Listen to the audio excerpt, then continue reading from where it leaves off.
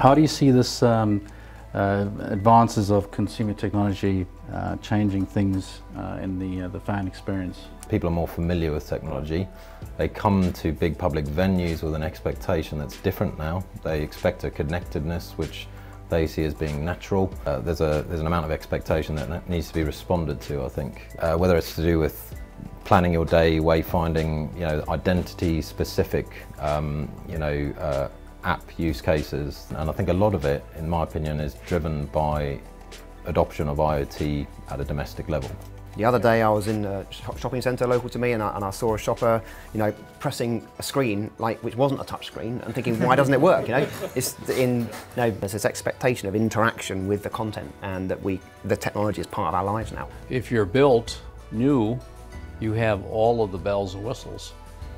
If you're even 4 years old, you're behind the technology. One of the key questions at Tottenham was whether to go fully cashless.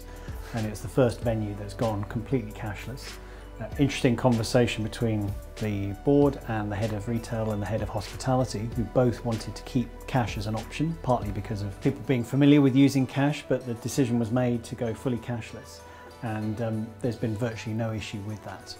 How are organisations measuring the impact of their investment, and how does one measure the return on investment on this audiovisual technology? I think you have to step back from the ROI first and really take a look at the technology. When you tie everything to an ROI in this business, especially AV and technology, you can measure that quantitatively. There are many ways of measuring that. We all know that, but it's about the fan experience. I would suggest that we really take a look at making the right policy decision first around this, and then apply the ROI. Even the stuff that we're doing with some of the kinetic displays and scoreboards and things, people are quick to want to put a dollar value to that ROI, and it's really hard to quantify.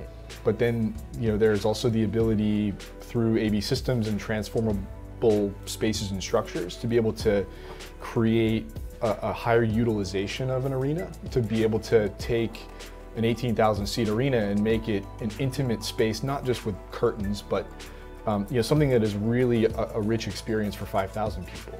In some ways, that's I think the spot where you can really start to drive towards a measurable ROI.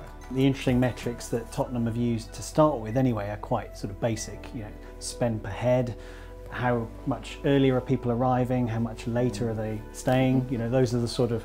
But what's interesting is they're also now using some of the audiovisual technology, the cameras, to observe individual concessions.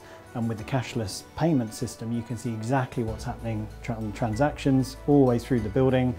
And they're aligning that with sort of what they're seeing from the camera to try and optimize the performance of each of the different concessions. So I think it's an interesting sort of loop of having built it, put the technology in, seeing some of the return, but now using the technology to see how they can optimize that and keep improving. And I think that hardware as a service and software as a service tied into service level agreements is actually a really good progressive way forward for the audiovisual industry. I think we need to respond with a different approach to procurement to make things successful going forward. Who typically champions the introduction of new digital and audiovisual technologies, and how are these AV integrations most effectively sold to the stakeholders? It's interesting to see clubs now appointing their own in-house experts. That I think is actually quite critical to bringing that discussion up the agenda, and also then as designers, when we're responding to how we integrate some of the technology, it's much easier and better for us to have those experts already effectively part of the client team, not necessarily just another consultant that's brought in. I think you have to do at least a 10-year capital project look at technology and push it out as far as you possibly can. It's our responsibility to have an internal operation to push us on that, and to be looking at futurists and talking to them as well as other leaders in technology.